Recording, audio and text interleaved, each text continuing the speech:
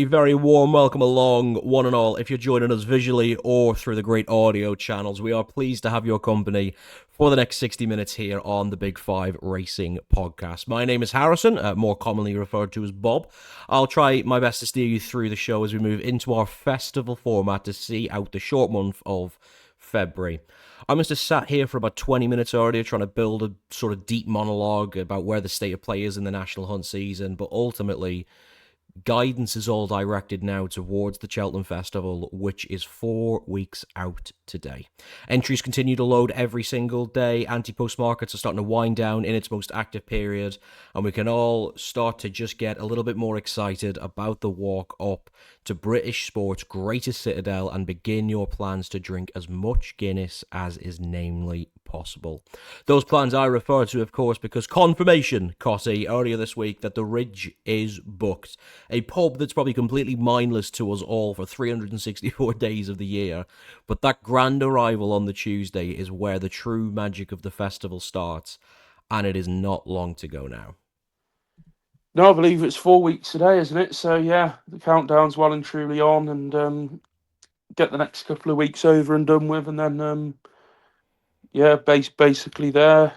Really looking forward to it. I suspect you finish work, don't you, on the Friday, so then you've got the weekend and the Monday.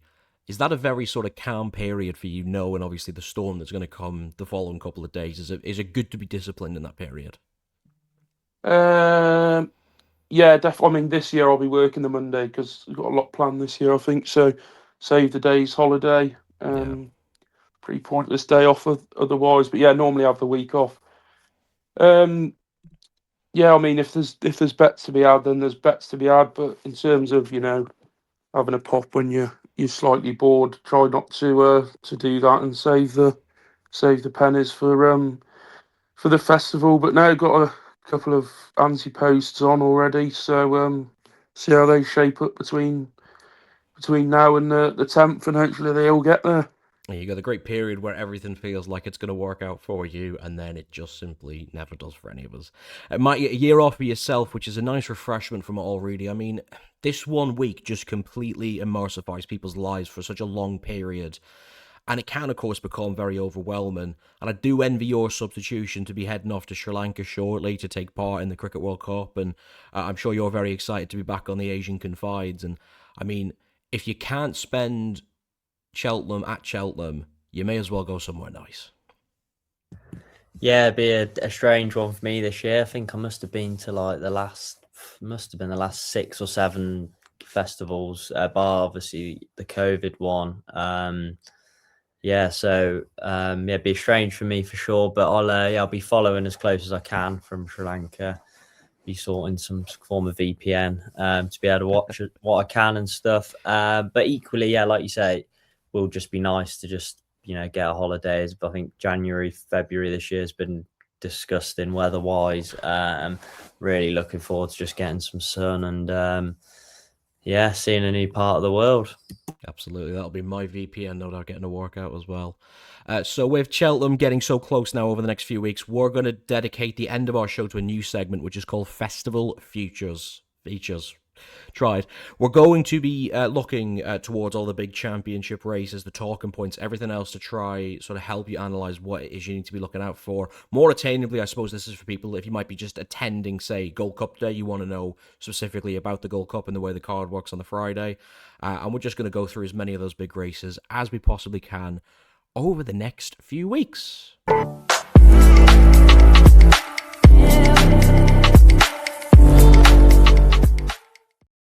The racing, of course, at the minute is very much in a period where things are being saved for that festival, but we do have continued racing to take you through. This week, we're going to be going to Wincanton. We've got Haydock, we've got Ascot, Jonbon returns.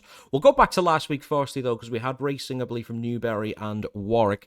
These two headed up to Warwick as well, and they wanted to go through just a bit of best bets on the card. I had the Saturday off, so I didn't see any of the racing, really, just Lulamba's performance over the last couple of fences, so I can give comment there. What happened at Warwick, though, is completely to your devices. There was a lot of good favourites that went in early.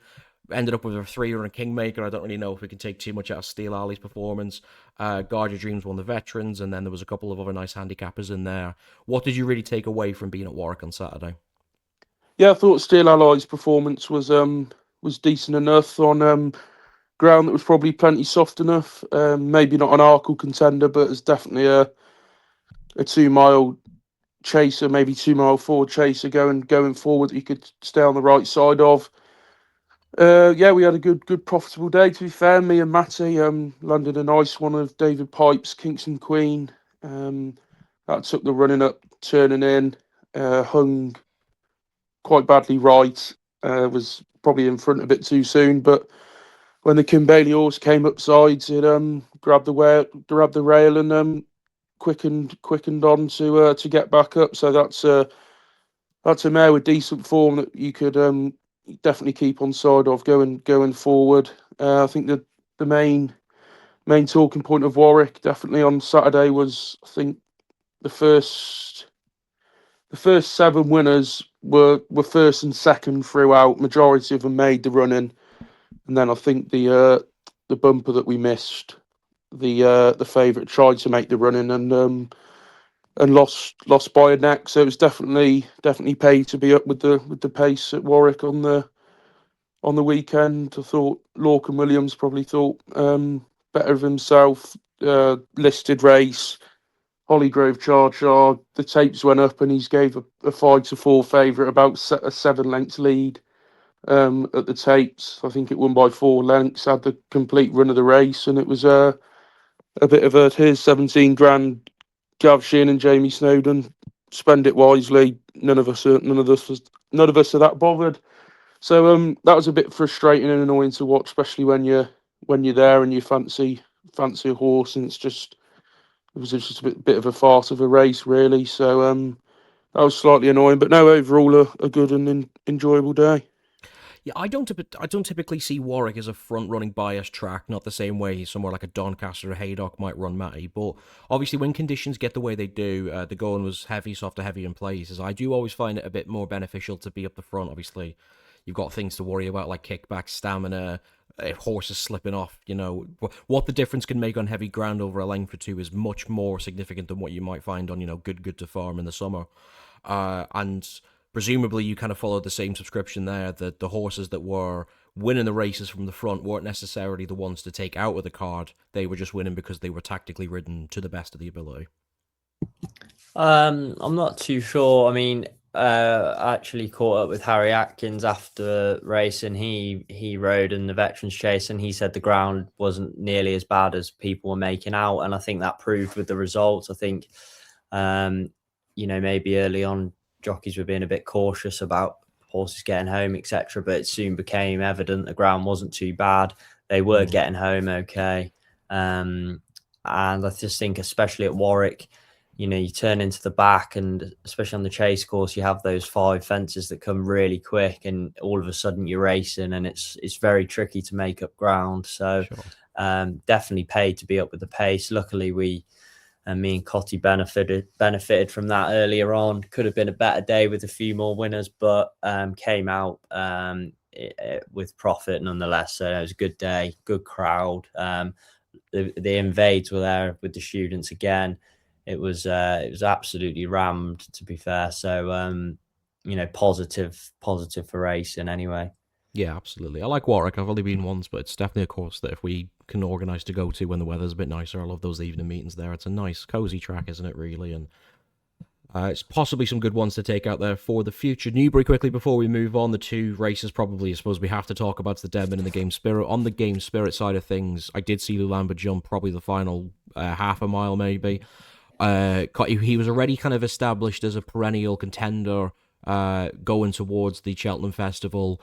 And again, I don't know what the formats are going to say against Saint Segal and Liberty Lunter in a year's time, but I would find it very difficult if you were a keen Lulamba fan to think anything other than job was good, looked decent, and now has probably got himself absolutely primed to try and win himself an Arkle. Yeah, I'm not too sure what I make of people slagging off his jumping. I think, if it was a Wednesday afternoon and it was a 130 rated horse, and they put that performance in, they'd probably say that, nice horse, jumped fairly well, won for the tracker. But because it's 6-4 favourite for the Arkle, it's like, oh, where can we where can we pick faults in his performance. You know, his jumping wasn't that great, but I mean, I didn't see too much wrong with it personally. I was watching it with Matty, and I think they jumped one down the side, don't they? And after that, I think Matty's words were, "This will have to be an absolute aeroplane to win from here," and it won by 6.5 lengths on the snaff. So you know, make it out of what you will. It did appear to have a nasty cut on its leg after the race, and with the luck Nicky Henderson has with those horses getting to Cheltenham, that could be a slight concern. I mean, nothing has come out the race to say that he's suffering from it, but it did look a fairly nasty cut. So as long as they can get that sorted, then it's all roads lead to the Arkle. Yeah, fingers crossed he is in fine fettle as well for a couple of weeks' time. Nicky Henderson, God knows he needs as many of his horses with the unfortunate things he's happened in the last couple of seasons for this one to get there primed and fit. Probably, well, obviously, we got the comments there from yourself about Lulamba, Matty, so we won't stay on that one for too long. I did have a point. I wanted to speak about Lulamba. Fight back. Yeah, for me, I won't be going on him in an Arkle at a short price, not based off that. You won't get away with it in an Arkle. I don't think you're gonna have like a Cargisi or a July Flower making the run, and it's going to be a relentless gallop. He just won't get away with it round there. Add to that, get away with what? He was so high at his fences. He's skying them. Like I think you watch races around Newbury, and you forget it's a different kettle of fish in the Arkle. They will go hard, and you miss one. I think they jump 10 or 12 maybe in an Arkle. You miss one. 11. Yeah, but sure something around that. You miss one and you're on the back foot. He never looks like he's going to fall there, or it doesn't concern me about falling, but you can't spend that much time in the air for me. I mean, he's not conserving his energy. He got away with it because he was against Liberty Hunter, Saint Segal, Calico. You'd expect him to beat them really, but against a Kopek de Board or that's only ran once over fences, mind. It has, yeah, but I've seen a lot more that I liked from Kopek de Board's chase debut than I did from Lulamba on Saturday. Add to that a 5-year-old hasn't won the Arkle for 20 years, and since the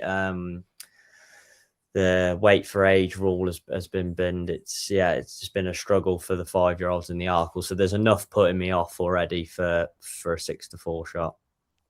Just hugely bullish comments. You mentioned the Kopek de Board. They're squealing after a fantastic schooling session there. I think it was it Navan or wherever it was in Ireland there the other day, where he put Perry past a bed. Take what you like out of that. I will not be.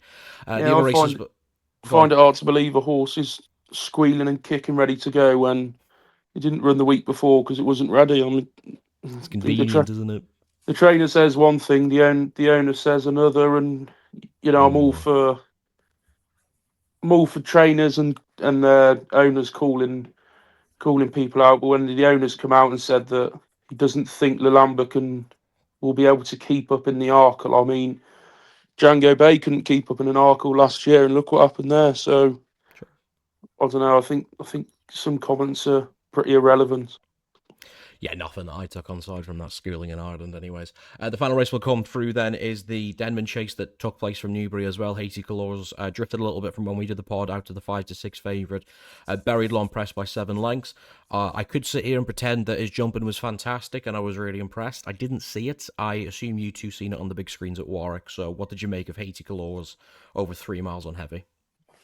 Yeah, I thought done everything he had to do against the field he was up against. I mean, if he'd have got beat on Saturday, I think you'd have had to have completely ruled him out of the Gold Cup. It was his race to win, dictated from the front. I think he made potentially one mistake, but I like about this horse is he seems to snap back on it pretty quick. His mistakes don't cost him too much ground. Mm-hmm. I think, if he gets a little bit of soft ground on the Friday, which, usually has been unlikely in the last couple of years, it's normally getting quicker by the Friday. But if he gets a bit of soft ground, he'll be off the front end. He'll did dominate the race for a while. He might get a few under pressure. So, he's definitely got a stab at a chance, but probably just doesn't have the class for me to be going and winning. When you look at the horses he's beat previously, there's not too many through, of his rivals that you'd be saying, that'd have a chance in a Gold Cup. So I think he just lacks that bit of class that you need these days to win a Gold Cup. But if it goes attritional, then class goes out the window, and he definitely would have a chance. Poking around about a 14-16 shot for the Gold Cup. Cotty, did what happened on Saturday do enough for you to think he's got an each way squeak?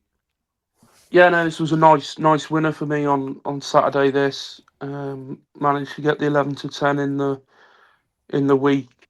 I just couldn't believe the price that leave of absence went off. I think that was probably the biggest surprise of the week for me. How that horse went off 4-1.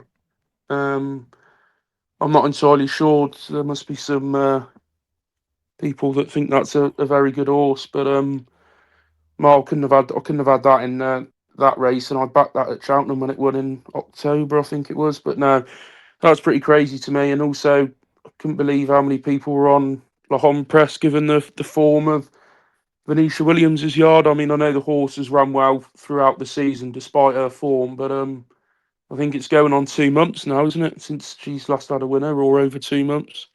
Feels like it. Yeah. So the performance from Haiti Couleurs, I mean, it's kind of what I expected. Jump the best out the field.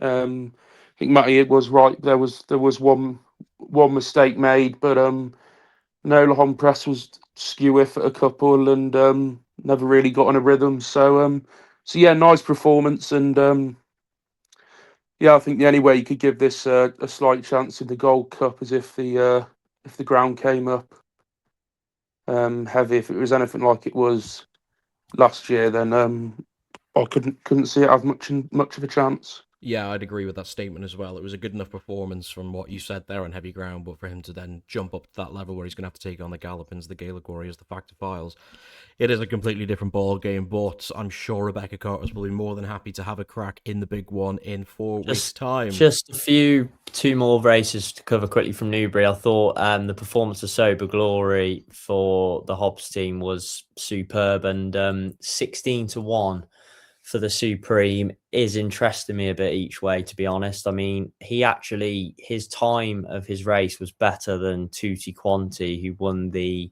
£100,000 William Hill handicap hurdle.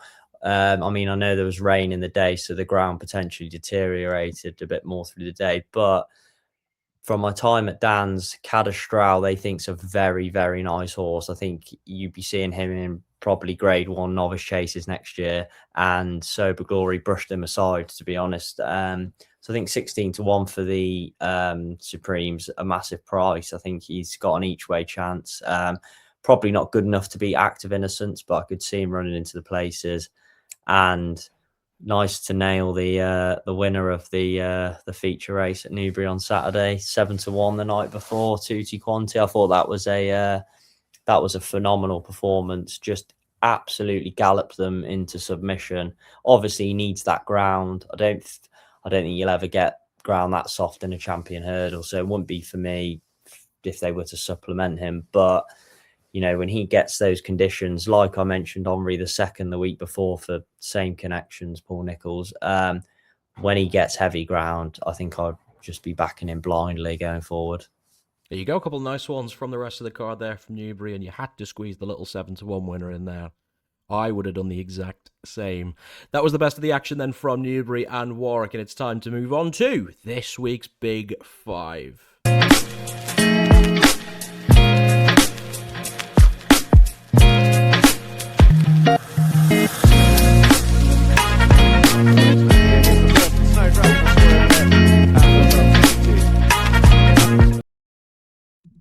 A true ambassador for broadcasting in this country, folks. That took all of 3 minutes to make. This week's Big Five. It's that good. Your Win Canton clip is from Wetherby. Is it? Yeah. Well, God, it's been a tough Tuesday, folks. It's been a tough Tuesday. We'll do better. We'll get there with those videos. The 5 from this week come from Wincanton, Haydock, and Ascot as well. Some nice Grade 2 races in there. The feature comes from Ascot, the Ascot Chase, Jonbon's return, and we'll try and see if the boys are gonna take him on a little bit later on. We'll go to Wincanton first. Then the 135 there is the BetMGM Kingwell Hurdle. It's a Grade 2 over 1 mile and 7 furlongs, the minimum distance you can run National Hunt Racing in the United Kingdom.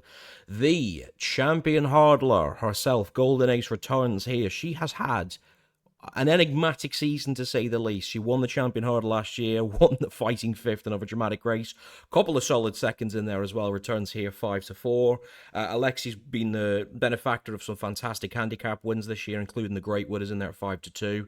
Not 100% sure if Potter's Charm goes because Sam Twiston Davis has jocked up on Rubo for Paul Nichols, and then it's 3 big prices about the rags in the race. I'll come to you first then, Cotty, for this one. Golden Ace, horse you've always... I remember the first year when she won the Mare's Hurdle, she beat Brighty Days Ahead, of course, who's gone on to win an Irish Champion Hurdle. You were kind of big on her from the very start.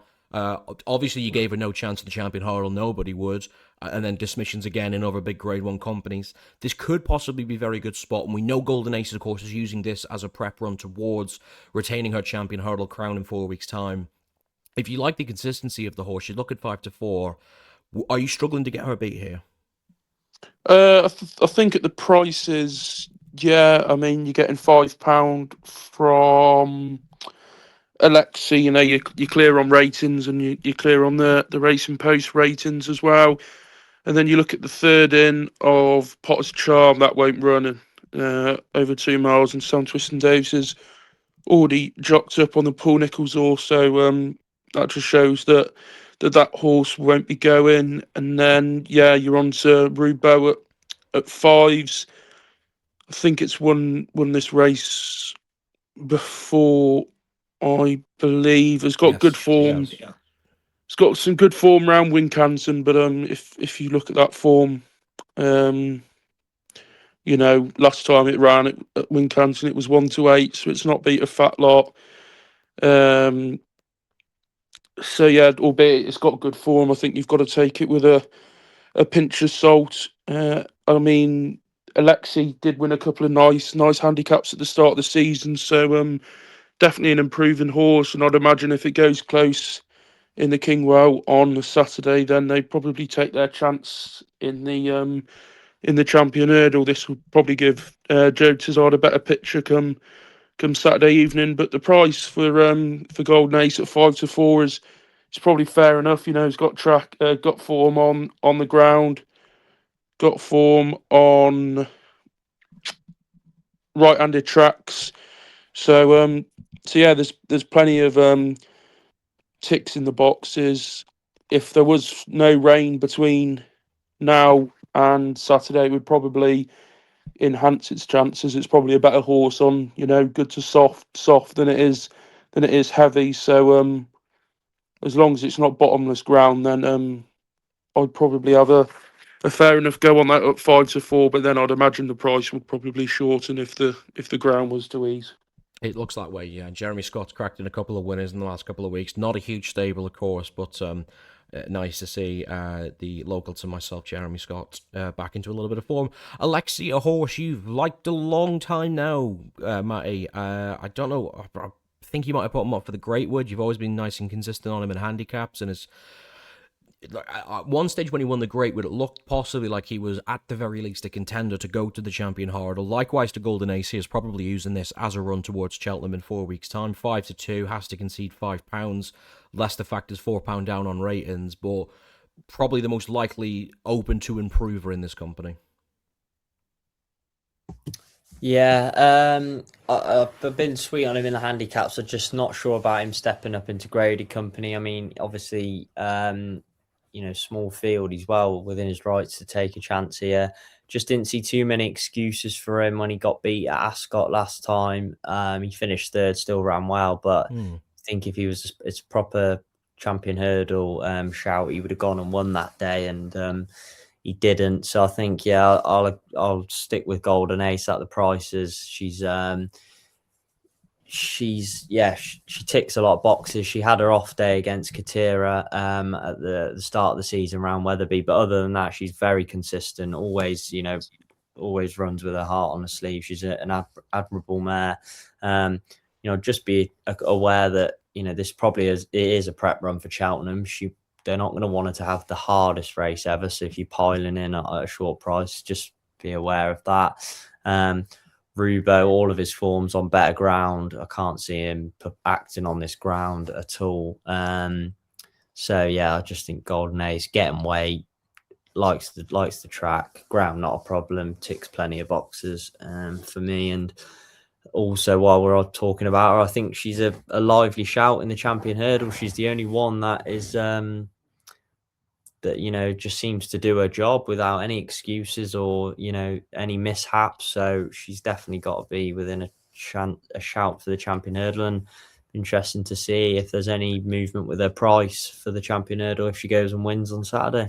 Absolutely, you can get about 9-1 at the minute for Golden Ace to win the Champion Hurdle. That could shorten depending on how this Kingwell plays out. I agree with you, Rubo. I was easy to dismiss. One time looked like he was going to be a very good 2-miler. It just hasn't really worked out for him. I think they tried him over the sticks a couple of times. He's back over hurdles here to a race he has won before, but he's carrying 11.10. Is again, Golden Ace is up on ratings, only a pound better than Alexi in that regard. So I was pretty quick to get rid of that. And Potter's Charm, I'd assume if Twiston Davis is already riding for Nichols, then he's not going to be riding for his old man, is he? So it looks as if that sort of puts this into a heads-up situation. But I am happy to take the value at 5-2 here for Alexi. Not overly strong, but you pretty much nailed everything there. The handicap wins have been very good this year at Ascot and Cheltenham. Ran second in the Welsh Champion Hurdle to Celtic Dina, who I think is a very good animal. And then again, last time, had every right and reason to win at Ascot just before Christmas there, but it wasn't a bad run. Was it about the 9-4 favourite? Was finished third, 4 lengths behind Wilful. I don't think too much of Wilful personally, but yes, the chances he's had to win graded races this season, he hasn't yet. But I'm really fascinated by the idea that this is probably the horse that's open to the most improvement. Still only a 6-year-old, so youth's on his side against a lot of 7, 8, 9-year-olds in here as well. So not a huge play. Golden Ace absolutely deserves to be the favourite here and wouldn't be a surprising winner for me at all. That's Wincanton into the books. Then we go up to the best racecourse in the world, Haydock Park. We've got a couple there for you. It's a Grand National Trial, a meeting there. I've been to this meeting many times. It always falls around my birthday, and it's always a good bit of a piss up. Won't be there this year, unfortunately, but looking forward to watching this on the TV. We've got a Grade 2 first for you, though. The 205 there is the incredibly named Zin Rendlesham Hurdle. Grade 2, 3.5 miles a furlong for the stayers. Top of the market, we've got an odds-on shot here, a horse that ran just brilliantly here during the Betfair meeting. Kabral Du Mathan, one of the big shots there for the Skelton boys, the 4-6 favourite. Doddy the Great ran a couple of weeks ago, has been consistent all season. I've been banging on about it all this time, 5-1. French Ship is back there for Hobbs and Johnson White at 7s, Beauport at 8s. Double digits if you like any of the others. Easy place to start, Mr. Skelton. Kabral Du Mathan, 4-6 to come back. The 2 runs we've seen from him this season was very, very good here at Haydock. Again, I thought he ran quite a nice race on New Year's. My only winner at New Year's, a whopping 8-15. Put Jingo Blue away by 5 lengths. And you look at the rest of this field, and you probably look at all this and think, am I really worried about any of these stopping me from going from a Grade 2 here, possibly into a crack at the stayers? Obviously, we're seeing him at 3 miles here for the first time, and this looks like a very good spotting, I think, from the Skeltons, because if we want to know if he's a stayers horse, he's got to win this. Yeah, I think the only factor that might stop this horse is going to be conditions. I'd be surprised. I mean, it's good to soft at the moment. I've checked the forecast for Haydock. It's drizzle for the most of the week. I mean, even a bit of snow potentially on Friday or Saturday. So I wouldn't be playing much until we know the ground, and I think that'll have a big effect on declarations. If Kabral Du Mathan doesn't come here, then I'd imagine a lot of the others will, because it looks a fairly open race if you take him out. So if he turns up here and the ground's not attritional, which again, like I said, I think his first run at 3 miles, I can't see Dan wanting to bottom him out on heavy ground around Haydock. when the trip is still an unknown. But like you say, it's potentially a very good bit of spot in here, 35 grand almost to the winner. So, if he turns up and the ground's fine, he'll definitely win this. But I think if it gets very soft, it brings in Beauport for sure. Loves soft ground. 10-year-old now, but Keeper did win this race before. I think. And obviously Henri II, who won very impressively at Sandown last week, he obviously loves the bottomless ground. You just have to be cautious of how much that race is taken out of him. But Paul Nicholls said that if the ground came up soft to heavy at Haydock, he will go there because that's what he needs. So if for a selection now, I'll go Kabral Du Mathan, but I think conditions, and I think come declarations on Thursday morning, we might see a complete change up in this market if he doesn't run. The first thing I said to you, Cotty, after this horse ran on New Year's Day at Cheltenham, I turned around to you and went, stayers, and you went, yeah, there's a good chance there. And obviously we need this application to see if he gets the 3 miles properly, but like I said there about the spotting, if he gets a groggy 3 miles at Haydock and he proves himself there, obviously there's bigger targets to come, but Skelton's thinking to himself, this is 35 grand, Willie Mullins isn't going to touch me for, so there's every chance this horse is going to be given a good enough time here to try and win this, and looks very hard to oppose at a short price.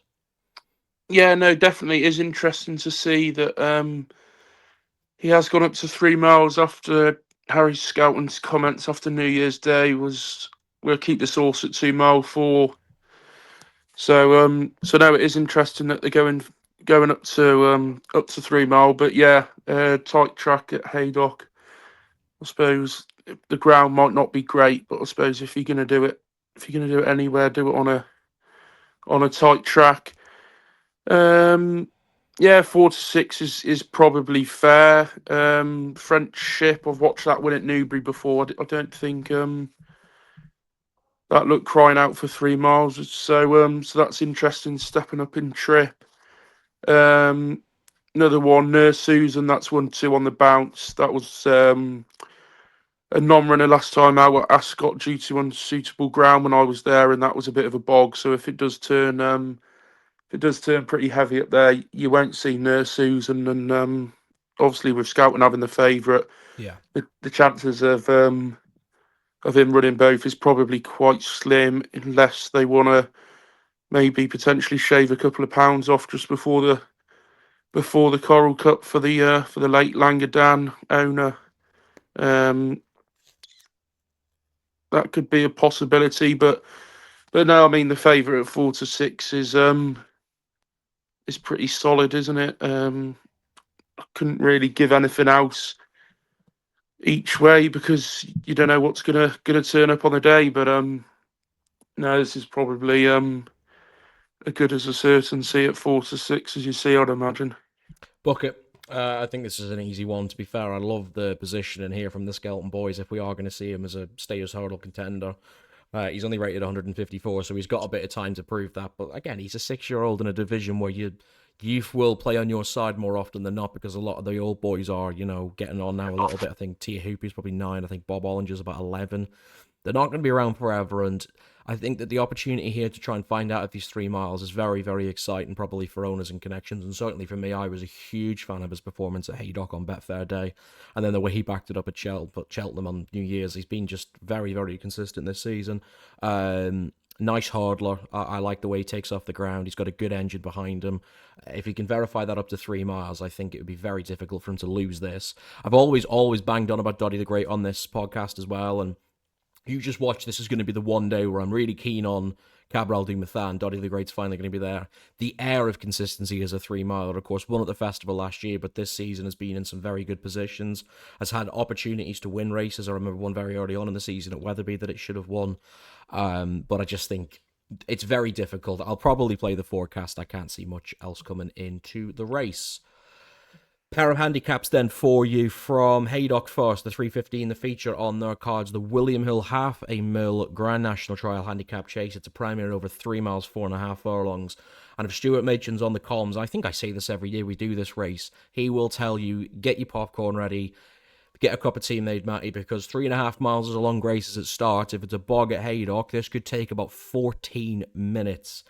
We've got about an 11-4 the field here. Again, a Skelton favourite. Deafening Silence, really consistent this season. Again, 11-4. Town, winner again of the Ultima last season, fell on reappearance, was disappointing then last time out. And then you're into some of the old guards that we see around here. Plenty, Richmond Lake, Grand Cest. Some of the boys we love seeing around this famous little park in St. Helens. And it's very difficult with these races to back winners, Matty, but I say it all the time. If you land this, it's going to be hard to not have a win on Saturday. Yeah, for sure. I always try and like to find the value in the field, but I'm struggling to see past the favour here. Already being well backed in the week, Deafening Silence. Third behind Haiti Colour last time in the Welsh National, massive price. Kind of looked like he was coming to win at one point, and then his run sort of faded out a little bit. But this looks like it's going to be a smaller field, calmer waters potentially, and I think the marathon trips will be fine. The ground will be fine. Again, this is 55 grand plus to the winner, so Dana won't be just coming up here for a fact finding mission. This will probably be this horse's Gold Cup. I'm sure he'll be bang ready, and I mean he's competing against a few older horses, few 10-year-olds that sort of been there, dance the dance. And I think this horse he's very lightly raced for a 9-year-old. He's obviously been a tricky horse to keep completely sound. But I just think it's an encouraging run last time, stepping up beyond 3 miles. And if you go back here through his back form, it's very good. He's been behind some nice horses. In his point-to-point days, actually, he was behind C Nominee, who won the Fox Hunters last year or the year before. No, Cheltenham. Yes, sorry. Yeah. And Town, I'm sure you will mention this horse, but I can't back him again. I lost on him at around Newbury when he fell. I followed him in again last time at Haydock, and he jumped well, but God, he looked awkward up the run in. He was hanging. He was trying to run out. He just doesn't. He looks like he's got too much going on for him to want to go and win a race. Plus, the form of Lucinda Russell as of late has not been up to a normal standard. So, plenty for me to take her on there. But yeah, so I'll play Deafening Silence for me. Yeah, that's fair enough at the top of the market. 7-6 is 5, 7-2, 11-4. Now, you'd be very happy if you were on when the markets opened up yesterday morning. You get the nice balance here, Cotty, with weights at races at Haydock, because the top is 145 and you only have to go down to about 122, 121 to get to the bottom of the weight. So it is a handicap in essence, but it's not like you're going to find a 2-stone freak here that's so well in. One that maybe catches the eye there is Rivers Corner for the Tizzards, who's only up to 127 after winning a month ago. But these marathon trips, it's very difficult to want to back something that you're not really confident is going to stay. Who do you think stays best here? Well, there's a horse in this race called Gitmaker who in his early career I thought could be a very decent animal and has lost its way since. However, was third in this race last year off a mark of 138 and it jumped horrifically. It then went to Cheltenham in the Kim Muir, came 10th out of 23, but it says that the gelding finished lame on that day and managed to finish 10th. Was then put away and came back out in November in a Class 3, 2 mile 7 race round Lingfield and finished third. And after watching the replay of that race, it just looked a bit one paced and looked like it needed 3 mile 4 on rain softened ground round Haydock. It's now off the mark of 129, so it's £9 lower than finishing third in this race last year. And if Gavin Sheehan can get it in any sort of rhythm, then compared to last year, then 10-1, I'd find it very hard to see this come out the places. So So now I'm fairly sweet at this at 10-1 if it can stay on all fours and jump fairly well. You know, if I can get a 7 out of 10 jumping performance, then I think this will be bang there jumping the last. Very nice there for you, Gitmaker, looking to get his career back on track there for Jamie Snowden and Gavin Sheehan. Pairing me for here, I'll just go through these quickly. Richmond Lake, I've backed a lot of times in the last couple of years. Bit of a Haydock specialist. Do you think he's won this race before, or not this race? Well, he's won at Haydock before. I don't know if it was particularly this race, but has always been a horse that goes really, really close in these. And the runs this season have been very, very nice as well. It was second at Haydock. Very unfortunate not to get the head down against Imperial Saint there in a couple of weeks ago. Ran very nicely at Aintree on Beecher Day against Uncle Bart off of a high weight that day of 11 stone 10. Drops back to 11.5 here. You know what you're going to get out of this horse when it comes to Haydock. Very consistent type. And obviously the famous Trevor Hemming Silks from just up the road in Preston. Very nice to see winners when they go round, especially at Haydock. One at the bottom of the weights that I kind of caught my eye towards, Don McCain, always has good success up north, of course. Grand Albert, if he came here. Not a ton of success on merry testing conditions, but ran a bit of a okay fifth when he was at Haydock over Christmas as well against Grand Cest at a big price, and has just been kind of there and thereabouts. One at Wetherby the day after the Roland Merriwick as a short price favourite, but blitzed through them by 25 lengths, I think it was that day. So that was over 3 miles. Gets the trip fine, comfortably enough down in the weights. How relevant that is in a race like this, I don't know. But I thought 20-1 just seemed like if I can sneak 4 places on the day, I would hope to be able to do that with him. 2 out then, we go to the fantastic Ascot Racecourse, one of the big Premier Saturday cards. Haydock and Ascot, of course, always bounce against one another. We've got another handicap, nice tricky one, this for the boys. The Betfair Swinley handicap chase. It's over 3 miles bang on. Top of the market is King's Threshold, 7-1 for Emma Lavelle. And then you're into an absolute cohort of 8s, 9s, 10s horses. You're going to get paid regardless of what you want to be on here, Matty. And there's a couple here that have won before at Ascot. And maybe particularly a place you do like seeing form around, especially over the national hunt scene. Take your pick. Yeah, tricky race to pick the winner of, for sure. But like you say, if you manage to, you're definitely going to be paid out well. I'm interested in whichever one of the Ben Pauling horses runs here. Ben Jones jocked up on 3 of them, to be fair, and whichever one is declared, I'll be probably be back in. They're all kind of big each way prices at the moment, I imagine. Once decks are out, they'll go in shorter just for the season they're having. And Henry's Friend is one of them. He's won over the course and distance before. Leader in the Parks, looked progressive this season. He's been beaten by a few nice horses, second twice this year. But the one I'll put up for now until we get decks is Indoor for Fergal O'Brien, Jonathan Burke, come out of the David Maxwell dispersal sale.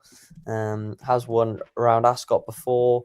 Slight question mark on the ground. I think he potentially wants a bit better ground, but it might not be horrific there on Saturday. Doesn't look to be too bad for the rest of the week, so hopefully it might dry out. And third on his last 2 runs, his first 2 starts for Fergal O'Brien, probably still learning about the horse, getting his training methods right with him, etc. So I think third time lucky for new trainer and new connections, and he likes it around Ascot. So like you've put on there, Indoor each way and Ben Jones for me. Nice. Cotty? Yeah, I think the scouting horse here is quite interesting. Joyous Mason, off a mark of 133, was going well last time out with Doncaster when foul, albeit a long way out. But this horse is normally ridden at the back. They decided to make the running on it last time out, and it looked like it was really enjoying itself out in front. If you look at his form figures, 2nd, 7th, 8th, 4th, and foul. The last time it was at Ascot, it produced the best form figure of 2nd, so it takes a liking to the course, and I just think doesn't overly look like there's much pace in the race. If Tristan can get a nice freebie out in front, could take some catching. Interesting that early prices are 10-1. It's now 8, so there's a little bit of money for it early in the week. Be interesting to see what the market does, but if it holds its price, then I'd say it'll have a fair chance. If it goes for a walk in the market, then you'd imagine it would be held up and not ridden to best effect. I agree with everything you said there, including the last bit there. I like this horse. Started the season as 138 rated horse, dropped down cozily £5 here to go off 10-7 in a handicap like this, where he's run at 3 miles before, so I've got no issues with his stamina staying. Trish doesn't claim anymore, but we're still looking really at like the rest of the horses in this race. I mean, at the very top of the market, Sam Brown is given the entire field weight, so look, he's not going to win, obviously, if he makes it round. I'm not even sure. How old's that horse? 26? Ridiculous he's still running. But when you take that factor of 12 stone out of the race, everyone's kind of, the top weight then becomes an 11-8 and 11-9 horse. So shouldn't matter for too much. But I do like Jonbon Machan. I think his jumping can be a bit interesting at times. But when he is behaved, I think he is a nice contender to try and take this one and hopefully land a nice big Saturday winner for the Skeltons and for Tris. We've got our feature race coming at the very end here with the timings. The 3:35 at Ascot, the Betfair Ascot Chase. That is a grade 1. Over 2 miles and 5 furlongs. Most important thing here is the distance, of course, because the perennial 2-mile JP McManus horse and the one-time highest rated horse in the game, Jonbon, here is the 8-15 favourite. Matty, this isn't new territory for him. He's won 2 races at 2.5 miles before at Aintree and seen both of those races out quite nicely. So he maybe has to prove to a couple of people that he's a contender to stay in a Ryanair. Not for me. 8-15, skinny stuff, but he's a powerhouse in this condition. Yeah, he should really be winning this, to be honest. Obviously, consistent as ever.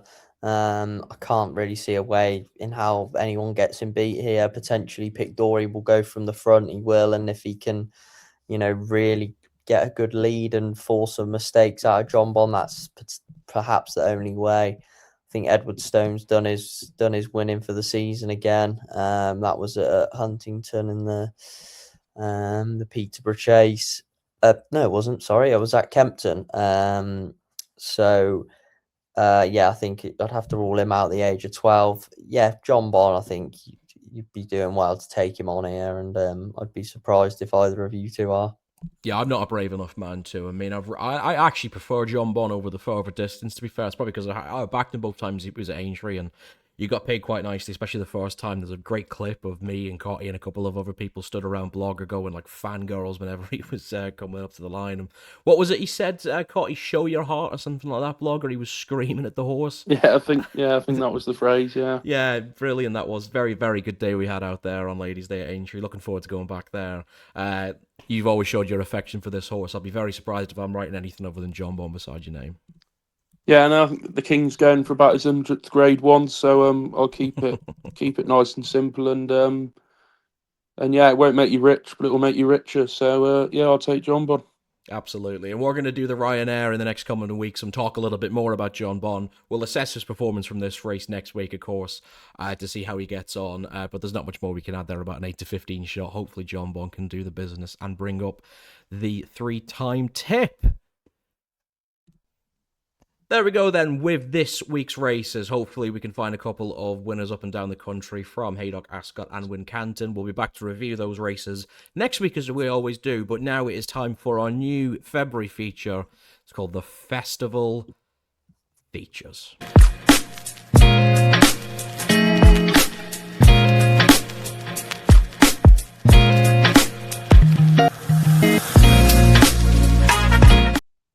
And if you thought the video earlier was low quality, that's just absolutely topped it. But welcome along to the festival features for 2026. We're going to look at all of the different races over the next coming weeks, the big championship races that we talk about really from the second that they finish. We talk about how a horse does in one festival and then how they're tracked into the next one.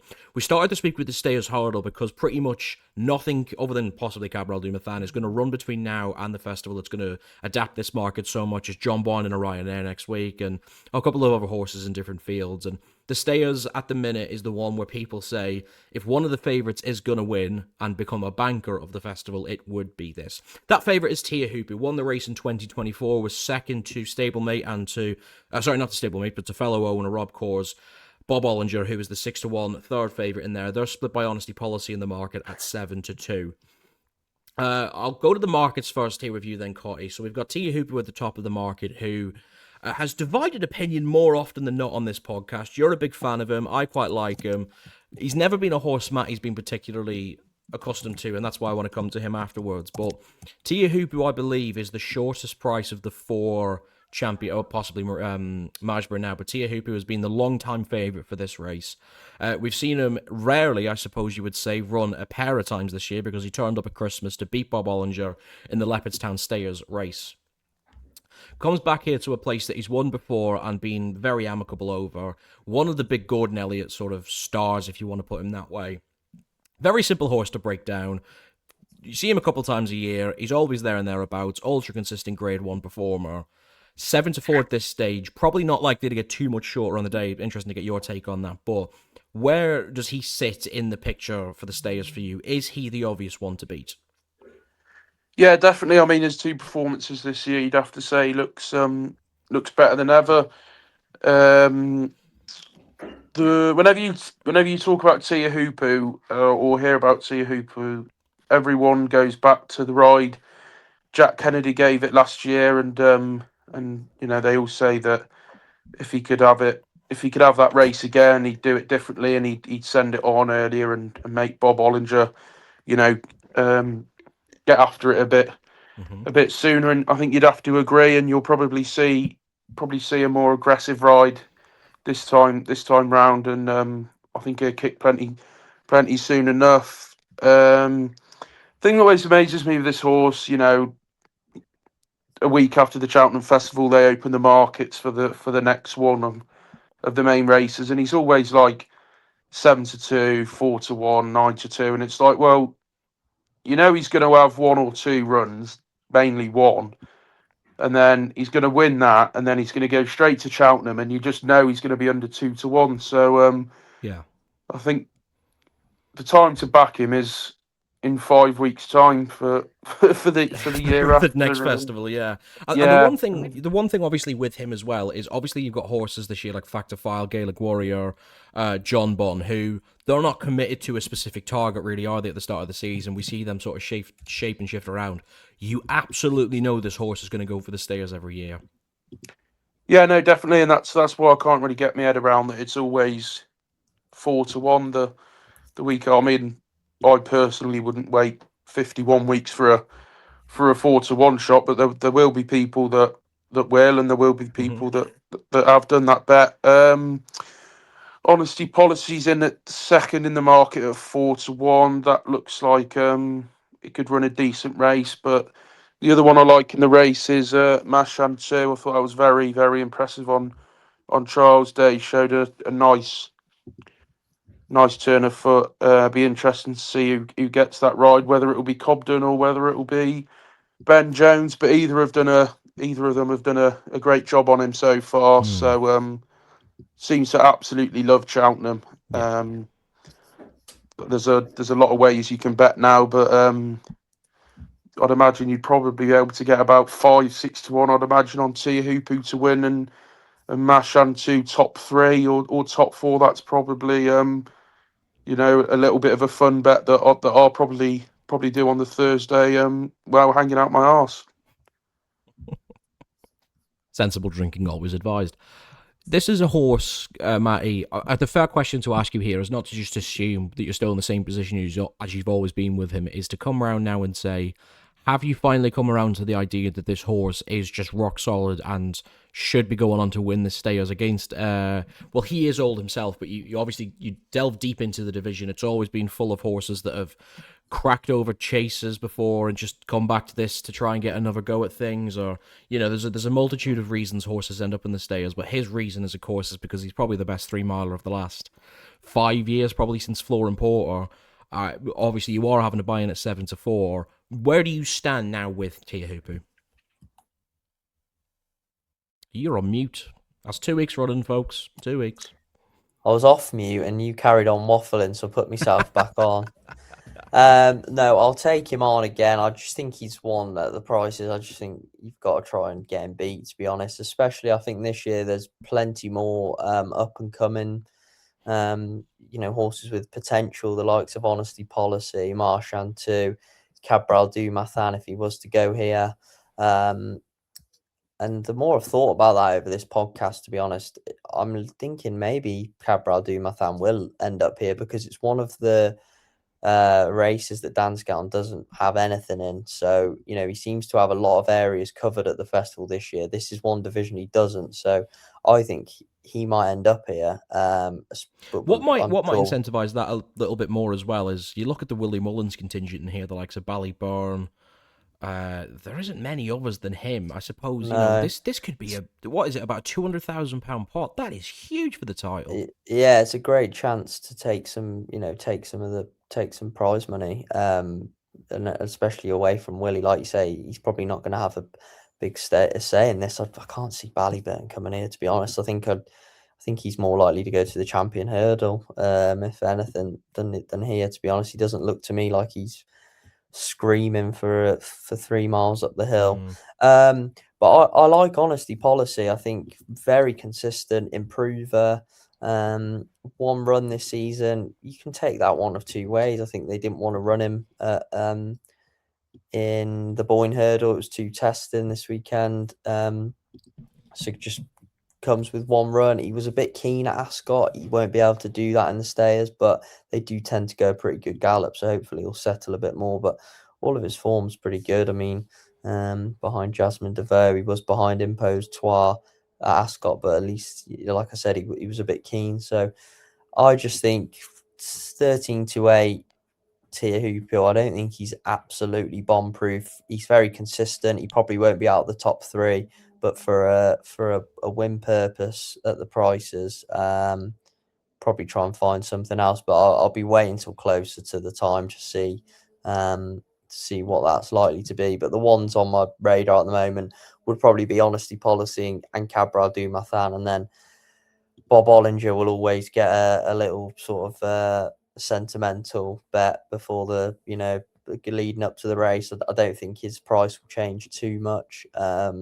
And you know what you're going to get. He'll be ridden out of the back, ridden to come home, and it's looking like that's really suiting him these days. And if there's a few going hard up front, he will be there to pick up the pieces.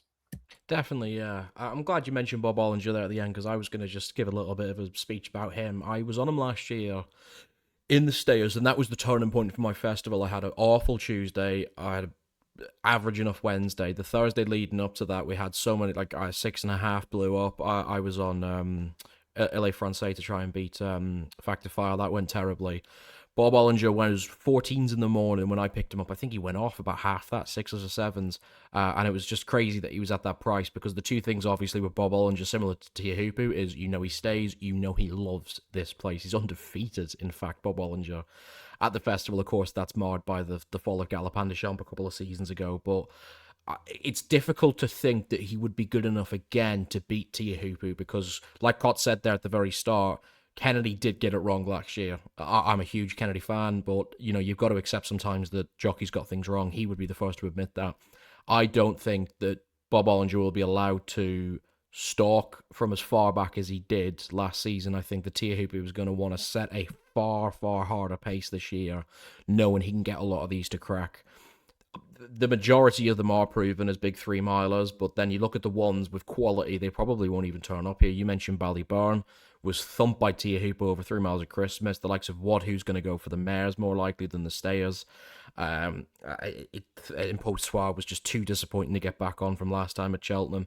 Of the big price ones, it's so frustrating we didn't get to see Thelem on a trials day, because we would have got a better picture as to where that horse, because the longer it goes without that horse running, it becomes more and more difficult to back. But then 25-1 could be absolutely anything in this sphere, where it's not overly difficult to be a quality horse winning. But if I had to have a bet on the Stayers right now, it would have to be Tia Hoopo, because it's too difficult to see him being 7-4 on the day and see something good enough to beat him. So that would be my pick. Is there anything else sort of angle-wise that you two have seen from the Stayers? Because this was the easiest division really to break down because everything is made so simple, isn't it? But people don't want to hear Tia Hooper's definitely going to win at 7-4. There's a bigger race at hand here, isn't there, boys? I think there's been a bit of an overreaction on Impostoire's price from his last run. He's 14-1. Currently, that's without non-run and no bet. But I mean, you'd be fairly sure he's going to go here, and he's been on the go quite a lot. And maybe that was just one run too many. I imagine they'll get him fresh, and he likes to come off a strong pace, which he will get in the stayers, and he probably didn't quite get that last time. So I think his price is a slight overreaction as well. But that's the only other observation I really had for the race. Cotty, anything else to add about the stayers? No, I'll just be very surprised if Matty just said about Impostoir. I'll be very surprised if he was to turn around the form with Machan too. I'd agree with that. I thought Impostoire's price was quite fair. I thought he was too disappointed on a trials day where you have to be able to crack yourself, and he was so short that day and was disappointing. How is he going to turn that form around to win a stayers? He could crack a place, absolutely. You may get 4 places. It's a decent enough sized field, but be very difficult otherwise. To be honest, to completely see that. But Tia Hooper, Bob Ollinger, I would be taking like the Rob Core to win the race at 4-5 if I could, because it would cement. I would love to just see those two, the same as last year, crack each other 15 lengths clear of the field, and hopefully that'll be where we're sat with the stayers hurdle. I'll take you both on with Impostoir to reverse the form with Marchand 2 then in a match bet. I think he absolutely will reverse the form coming off a stronger gallop. That is class. We're 4 weeks away from the festival and I've already got a winner. I'm over the moon. I can't see it personally, but it's game of opinions, and maybe he will be one of those JP horses that surprises in March. Brilliant. So are you doing naps or not? No. We'll just do. There we go then. That is the Big Five for this week. Thank you so much for joining us, folks. We posted just over the hour mark, but I hope you've managed to stay with us to the end.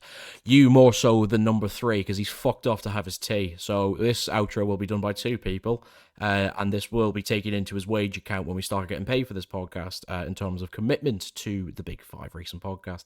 Matty, thank you for staying till the end, as you're obligated to do. Warwick in the books from last week.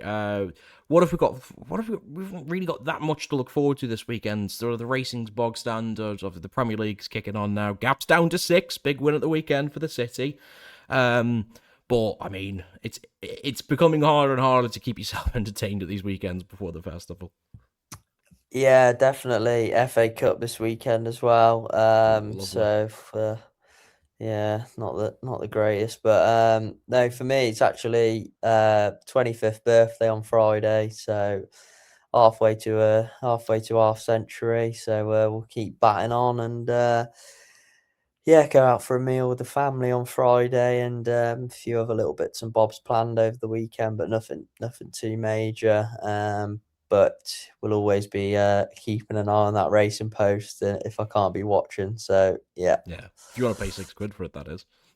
Oh God, I couldn't believe that when you sent it this morning. £6 almost £6 for a racing post. I mean, crazy. I can't.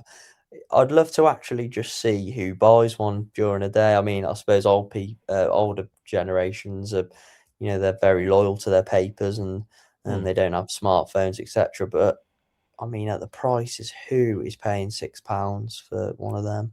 Chaos, isn't it? I forgot your birthday was at the weekend. My birthday's on Monday, 24, so we're not quite at the quarter century yet. But yeah, there we go. Another year older. I don't really do birthdays. No, not unless the big ones. My next big one will be 30, which is pretty depressing. But yeah, I'm the same. Just be looking to try and find a couple of winners on my birthday, I reckon. Yeah, I'll be playing poker. So how exciting is that? Which means the podcast will be on Wednesday next week, folks, because I won't be doing anything on Tuesday after poker again, because I feel absolutely shite.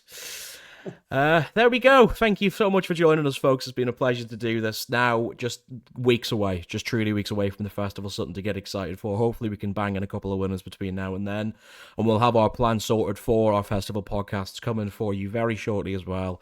taking you through all 28 races of the festival. Thank you, Matty. I suppose I should thank Artie as well for his time. Pleasure to have you on board, and we will see you next week for more racing.